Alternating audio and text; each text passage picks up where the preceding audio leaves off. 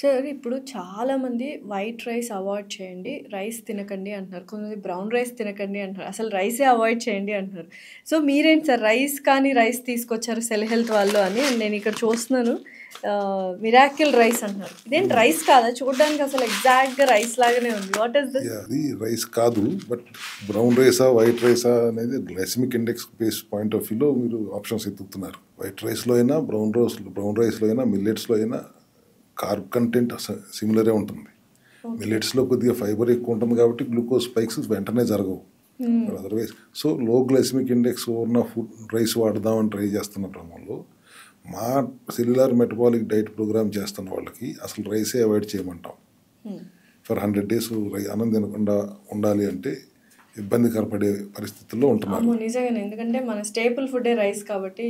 అట్లాగే రోటీ కనీసం చపాతీ తింటామండి అంటే గోధుమలో కూడా ఉండేది అదే కార్బ్ కదా, అది కూడా తినడానికి వీళ్ళు కుదరదు అన్నాం. సో అన్నం తినకుండా చపాతీ తినకుండా టిఫిన్లు ఏమి లేకుండా ఇట్స్ ఇంపాసిబుల్ అనేది అట్గా 50% డ్రాప్ అవుట్స్ కనబడుతున్న టైంలో, అందులోనూ ఇప్పుడు అది క్యాప్రిక్ యాసిడ్ లారిక్ యాసిడ్ రిచ్గా ఉండి కొబ్బరి నూనె వాడమన్నా అది ఇబ్బంది పడుతున్న పరిస్థితుల్లో then we had a research. జపాన్లో కొంజాక్ అనే ఒక దుంప యొక్క వేరుని వాళ్ళు ఎండబెట్టి పౌడర్ చేసి దాన్ని రైస్ షేప్లో, నూడిల్ షేప్లో, పాస్తా షేప్లో తీసుకొచ్చి వాడటం గమనించాం.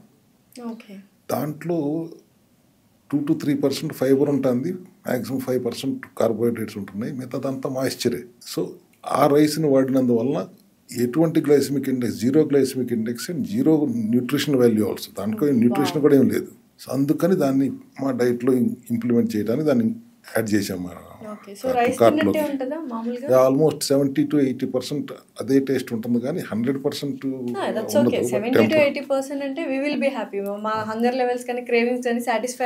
అంతే కదా. ఇప్పుడన్నా వారానికి 1 రోజు రైస్ తినండి. భారతదేశం అందరూ కూడా వారంలో 4 రోజులు ఈ రైసే తినండి. 3 రోజులు సరదాగా మీరు వేరే రైస్ తిందామంటే తినండి మీ టేస్ట్ కోసం. 4 రోజులు ఈ రైసే వాడండి. మీరు ఇబ్బంది ఉన్నా ఇబ్బంది లేకపోయినా, సెల్యులార్ మెటబాలిక్ డైట్ ప్రోగ్రామ్ చేస్తున్నా చేయకపోయినా కూడా ఈ రైస్ వాడితే అఫోర్డబిలిటీ ఉన్నవాళ్ళు మాత్రం, because it is little expensive. ఖచ్చితంగా your health will be taken care of. Sir ఇప్పుడు హెల్త్ కోసం, ఆర్గానిక్ ఫుడ్ కోసం చాలా ఖర్చు పెడుతున్నారు డెఫినెట్లీ. అంటే ఒక అవేర్నెస్ అయితే వచ్చింది, మనము హాస్పిటల్స్కి బిల్స్కి పే చేసే బదులు డెఫినెట్గా మనం తీసుకునే ఫుడ్లోనే హెల్తీగా తీసుకుంటే బెటర్ కదా అని. And this is one of the best option అనిపిస్తుంది మీరు అన్నట్టు.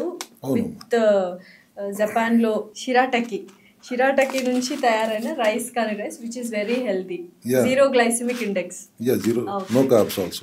అండ్ ఇది కూడా అంతే. మీరు అన్నారు లైక్ చపాతీలు తినకుండా ఉండలేము, రైస్ తినకుండా ఉండలేము. రైస్ కి సొల్యూషన్ ఇచ్చారు అండ్ చపాతీకి కూడా ఇదే. బికాస్ ఇవి మేము గోధుమ పిండితోనో మైదా పిండితోనో చేయలేదు. గోధుమ పిండి లేదు, మైదా పిండి లేదు. గుమ్మడి గింజలు, పుచ్చ గింజలు, పొద్దుతిరుగుడు సన్ఫ్లవర్ సీడ్స్, అవిసె గింజలు, తెల్ల నువ్వులు, బాదం పప్పు, కొద్ది ఇసాబ్ గుళ్ళు, సీలియం హస్క్ అంటాం, ప్రోబయోటిక్, గోరు చిక్కుడు గమ్ము దాన్ని బైండర్గా పెట్టి ఎండు కొబ్బరి పిండిని యాడ్ చేసి ఒక పిండి తయారు చేసాం. So this is omega rich food only, but no carbs, ultra low carb. ఒక రోటీలో 1 gram కార్బ్ ఉంటుంది. సో అట్లా ఈ చపాతీ 2 తింటే కూడా ఎటువంటి కార్బ్ ఇంటేక్ ఉండదు. ప్రతి ఒక్కరు తీసుకోవచ్చు, డయాబెటిక్ పేషెంట్స్ అనే కాకుండా ఎవరైనా ఎయిల్మెంట్తో సంబంధం లేకుండా మన జీవన శైలిలో, ఆహార విధానంలోనే వీటిని యాడ్ చేసుకుంటే ప్రివెంటివ్ హెల్త్ కేర్ దిశగా వెళ్తున్న ఈ సమయంలో ఇవి 2 అద్భుతమైన ఆవిష్కరణలు సెల్ హెల్త్ చేసింది అని గర్వంగా చెప్పుకోగలం.